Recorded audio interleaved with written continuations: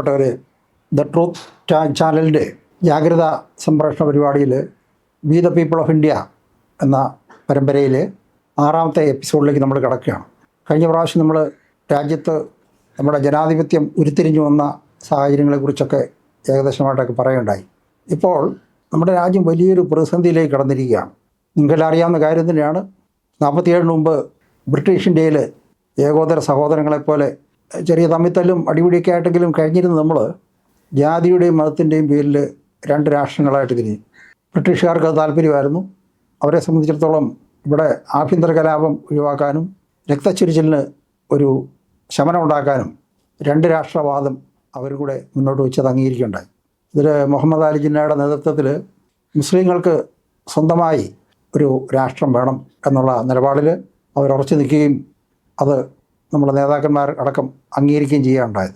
അങ്ങനെ പഞ്ചാബ് പ്രവിശ്യയെ വിഭജിച്ച് ഈസ്റ്റ് പാകിസ്ഥാൻ അല്ലെ ഈസ്റ്റ് പഞ്ചാബ് പാകിസ്ഥാനായിട്ടും 1905 അന്നത്തെ കലാപത്തെ തുടർന്ന് ബംഗാൾ വിഭജിച്ച് ഈസ്റ്റ് ബംഗാളിൽ അവിടുത്തെ ഭൂരിപക്ഷം ആളുകളും മുസ്ലിങ്ങളാണ്. അന്നത്തെ മുസ്ലിം ഭൂരിപക്ഷ പ്രദേശമായ ഈസ്റ്റ് ബംഗാൾ ഒരു പ്രത്യേക പ്രവിശ്യയായിട്ട് ബ്രിട്ടീഷ് ഭരണകൂടം മാറ്റുകയുണ്ടായി. ഈ വിഭജനത്തെ തുടർന്നുണ്ടായ കലാപങ്ങളും രക്തച്ചൊരിച്ചിലുകളും പലായനങ്ങളും നമ്മുടെ രാഷ്ട്രത്തെ വലിയ പ്രതിസന്ധിയിലേക്ക് തള്ളിവിട്ടു. നമ്മുടെ നാട്ടുരാജ്യങ്ങളുടെ ഏകീകരണത്തിൽ കാശ്മീർ ഇന്ത്യയോട് ചേരണം ഒരു ഉടമ്പടിയിലൂടെ കാശ്മീർ രാജാവ് കാശ്മീരിനെ ഇന്ത്യയോട് ചേർക്കാനായിട്ടുള്ള ഒരു ഉടമ്പടിയിൽ ഒപ്പുവെച്ചു. അങ്ങനെ രാജ്യം സ്വതന്ത്രമായി കഴിഞ്ഞാൽ സ്വാതന്ത്ര്യത്തിൻ്റെ അടുത്ത നാളുകളിൽ പാകിസ്ഥാൻ കാശ്മീരിലേക്ക് അതിക്രമിച്ച് കിടക്കുകയും ഒരു പ്രദേശം അവർ കൈവശപ്പെടുത്തുകയും ചെയ്തു എന്നുള്ളത് നമുക്ക് അറിയാവുന്ന കാര്യമാണ്. ഏതാണ്ട് 78 വർഷമായിട്ട് തുടരുന്ന അശാന്തി അവർക്ക് ജീവിക്കണമെങ്കിൽ സംഘർഷം ഇല്ലാതെ കഴിയില്ല എന്നൊരു നിലയിലേക്ക് പാകിസ്ഥാൻ മാറുകയുണ്ടായി. അവർക്ക് ഇസ്ലാമിക രാഷ്ട്രമുണ്ടായി. ഇസ്ലാമിക രാഷ്ട്രത്തിൽ അവർ സംതൃപ്തരാകും എന്ന് ലോകം വിചാരിച്ചെങ്കിലും അവരതിൽ സംതൃപ്തരാകാതെ പരസ്പരം എതിരാളികൾ കൊന്നൊടുക്കുകയും ജയിലിലടയ്ക്കുകയും പട്ടാള ഭരണത്തിലൂടെ ജനാധിപത്യത്തെ അട്ടിമറിക്കുകയും അവിടെ ഉണ്ടായിരുന്ന ന്യൂനപക്ഷ വിഭാഗമായ ഹിന്ദുക്കളെയും ക്രിസ്ത്യാനികളെയും പീഡിപ്പിക്കാൻ ആരംഭിക്കുകയും ചെയ്തതായിട്ട് നമുക്ക് മനസ്സിലാക്കാൻ കഴിയും. ഇതെല്ലാം നമ്മൾ ചരിത്രത്തിൽ നിന്ന് പഠിച്ച ഭാഗങ്ങളാണ്. അവിടെയുള്ള അമുസ്ലിം ജനത ഏതാണ്ടെന്ന് 20% ഉണ്ടായിരുന്ന ഹിന്ദുക്കൾ ഇന്ന് ഏതാണ്ട് 2-3% കുറഞ്ഞു. 4-5% ഉണ്ടായിരുന്ന ക്രിസ്ത്യാനികൾ 1% താഴെയായിട്ടാണ് പാകിസ്ഥാനിൽ ഇന്ന് കഴിയുന്നത്. അവർക്ക് കാര്യമായ അവകാശങ്ങളില്ല, ആരാധനാ സ്വാതന്ത്ര്യമില്ല. കൂടാതെ അവിടെ ഒരു മതനിന്ദാവാദം എന്നൊരു മതനിന്ദാ നിയമം എന്നൊരു നിയമം അവർ പാസ്സാക്കി. അതിൻ്റെ പേരിൽ ആരെയും പിടിച്ച് ജയിലിലിടാം, കൊല്ലാം, വധശിക്ഷ വിധിക്കാം, അല്ലെങ്കിൽ മതം മാറ്റാം, മതം മാറ്റിയില്ലെങ്കിൽ അവരെ കൊല്ലപ്പെട്ട് കഴിയുമ്പോൾ അവരെ ഒരു കാരണം ചൂണ്ടിക്കാണിക്കുന്നു. ഇങ്ങനെയൊക്കെയുള്ള സ്ഥിതിയിലേക്ക് മാറി.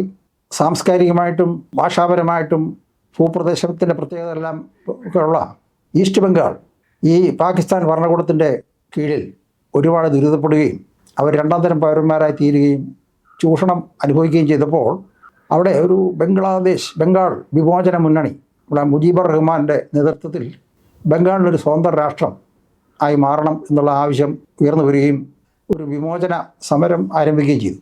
സാംസ്കാരികമായി പഞ്ചാബികളായ പാകിസ്ഥാനികളോട് ഒത്തുപോകാൻ കഴിയുന്നില്ല എന്നുള്ള ഒരു അടിസ്ഥാനത്തിലാണ് ബംഗാളിൽ അവർ സ്വാതന്ത്ര്യം വേണമെന്ന് ആഗ്രഹിച്ചത്. ബംഗ്ലാദേശിൽ ബംഗാളി ഭാഷയും പാകിസ്ഥാനിൽ ഉറുദുവും ആണ് നിലവിലുള്ളത്. അറബി അവർ ആരാധനകൾക്കും മറ്റ് ആചാര ചടങ്ങുകൾക്കും ഒക്കെ ഉപയോഗിക്കുമെങ്കിലും അവരുടെ അനുദിന ജീവിതത്തിലെ ഭാഷ ഉറുദുവും ബംഗാളിയുമാണ്. അപ്പോൾ ഈ ബംഗ്ലാദേശിലെ വിമോചന സമരത്തിൽ ഇന്ത്യ ഇടപെട്ടു. കാരണം ഇന്നും ഇവരുടെ ഈ 2 രാഷ്ട്രങ്ങൾ, ഒരു രാഷ്ട്രം 2 വശത്തായിട്ട് കിഴക്കും പടിഞ്ഞാറും നിന്നുകൊണ്ട് നമുക്ക് ശല്യം ചെയ്തുകൊണ്ടിരുന്നുകൊണ്ട് ഒരു വിഭാഗത്തെ മോചിപ്പിച്ച് വിട്ടുകഴിഞ്ഞാൽ അത്രയും ശല്യം കുറയും എന്നുള്ള ഒരു കണക്കിൽ 1971 ഇന്ത്യ ഗവൺമെൻറ് ബംഗ്ലാദേശ് വിമോചന സമരത്തെ സഹായിക്കുകയും അവിടുത്തെ മുക്തിബാഹിനി എന്ന ഒരു പട്ടാള സംഘം ഒരു വിമോചന സംഘത്തിനോടൊപ്പം ചേർന്ന് പാകിസ്ഥാൻ്റെ പട്ടാളക്കാരെതിരായിട്ട് പോരാടുകയും ചെയ്തതായിട്ട് നമ്മളെല്ലാവരും വായിച്ചിട്ടുണ്ട്. പാകിസ്ഥാൻ മോചനം പ്രാപിച്ചു. പക്ഷേ അവരുടെ സ്വഭാവത്തിലൊന്നും മാറ്റം വന്നില്ല. അവർ മുജീബുർ റഹ്മാനെ കൊന്നു. അദ്ദേഹത്തിൻ്റെ മകൾ ഷെയ്ഖ് ഹസീന ആ ഭരണം തുടർന്നു. അപ്പം അങ്ങനെ പോരുമ്പോൾ അവിടെ വലിയ പ്രശ്നങ്ങളില്ലാതെ ആ രാജ്യം ബംഗ്ലാദേശ് അവരവിടെ സാമ്പത്തികമായിട്ട് കരകയറാൻ തുടങ്ങി. ടെക്സ്റ്റൈൽ വ്യവസായത്തിൽ അവർ വളരെ മുന്നോട്ട് പോയി. ലോകത്തെവിടെയും വസ്ത്രം നിർമ്മിച്ച് നൽകുന്ന വലിയ ഒരു കയറ്റുമതി രാജ്യമായിട്ട് ബംഗ്ലാദേശ് മാറി. അപ്പോൾ അങ്ങനെയുള്ള ആ രാജ്യം വികസിച്ച് വന്നുകൊണ്ടിരിക്കുമ്പോൾ ഇസ്ലാമിക മൗലികവാദികൾ ആ രാജ്യത്തിൻ്റെ പിടിമുറുക്കണം എന്നുള്ള രീതിയിൽ അവിടെ ഒളിഞ്ഞും തെളിഞ്ഞും പ്രശ്നങ്ങൾ ആരംഭിച്ചു. അവിടുന്ന് ധാരാളം ബംഗ്ലാദേശികൾ അതിർത്തി കടന്ന് ബംഗാളിലേക്കും ആസാമിലേക്കും മാത്രമല്ല കേരളത്തിലേക്ക് വരെ അവർ എത്തിച്ചേരുകയുണ്ടായി. ഇവിടെ വന്ന് പല തൊഴിലുകൾ നമ്മൾക്കറിയാം. ബംഗാളികളെന്നുള്ള പേരിൽ പല കടകളിലും ജോലി ചെയ്യുന്നത് ബംഗ്ലാദേശികളാണ്.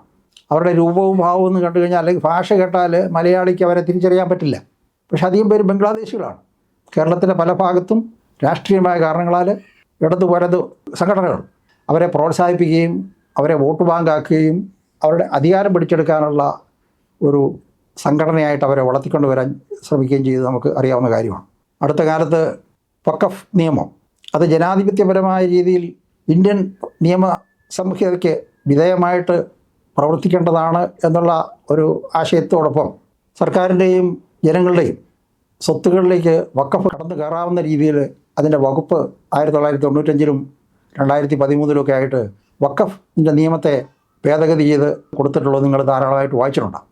2013-ലെ വഖഫ് ഭേദഗതി നിയമപ്രകാരം ഈ രാജ്യത്ത് എവിടെയെങ്കിലും ഒരു വസ്തു വഖഫിൻ്റേതാണ് വഖഫ് ബോർഡിന് തോന്നിയാൽ ആ വസ്തു അവർക്ക് കൈവശം വെക്കാവുന്നതും അത് തിരിച്ചു കിട്ടണമെങ്കിൽ വഖഫ് ബോർഡിലോ അല്ലെങ്കിൽ വഖഫ് ട്രിബ്യൂണലിലോ മാത്രം പോയി കേസ് പറയേണ്ടതും അങ്ങനെ ആ കേസിൽ തീർപ്പാകുന്നത് വരെ ആർക്ക് അനുകൂലമായിട്ട് വരുന്നു അങ്ങനെ അത് സ്വാഭാവികമായിട്ട് നമുക്കറിയാം.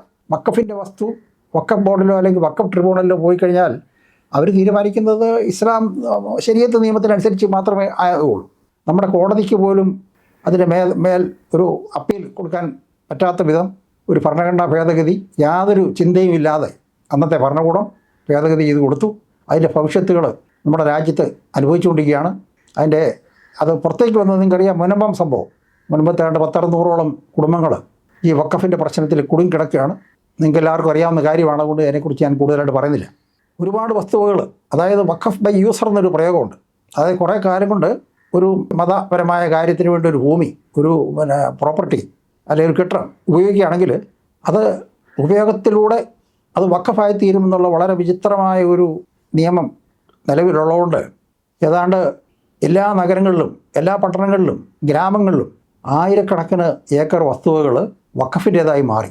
ക്രമസമാധാന പ്രശ്നം ഉണ്ടാകാതിരിക്കാനും വോട്ട് ബാങ്ക് രാഷ്ട്രീയത്തിൻ്റെ സങ്കീർണതകളിൽ അധികാരത്തിൽ ഏറാനുള്ള സഹായം കിട്ടും എന്നുള്ളത് കൊണ്ട് ഈ വഖഫ് ഭൂമിയെക്കുറിച്ചോ അല്ലെങ്കിൽ അവർ വഖഫ് കൈവശിക്കുന്ന ഭൂമിയെക്കുറിച്ച് ഒരു തർക്കം ഉന്നയിക്കാൻ ഇടത് വലത് പാർട്ടികൾക്കോ അല്ലെങ്കിൽ BJPക്കോ പോലും കഴിഞ്ഞിരുന്നില്ല എന്നുള്ളതാണ് വാസ്തവം. പ്രിയപ്പെട്ടവരെ, ഒരു സ്വതന്ത്ര ജനാധിപത്യ മതേതര രാഷ്ട്രം ഏറ്റവും മികച്ച രീതിയിൽ ജനാധിപത്യപരമായിട്ട് അതിൻ്റെ പ്രക്രിയകൾ നടത്തി മുന്നോട്ട് പോകുന്ന അവസരത്തിൽ ഉണ്ടാകുന്ന ഈ പ്രതിസന്ധി ഇതിനെക്കുറിച്ച് ഉള്ള ബാക്കി കാര്യങ്ങൾ അടുത്ത എപ്പിസോഡിൽ നിങ്ങളോട് സംസാരിക്കുന്നതായിരിക്കും. അതൊരു ഏവർക്കും നന്ദി, നമസ്കാരം.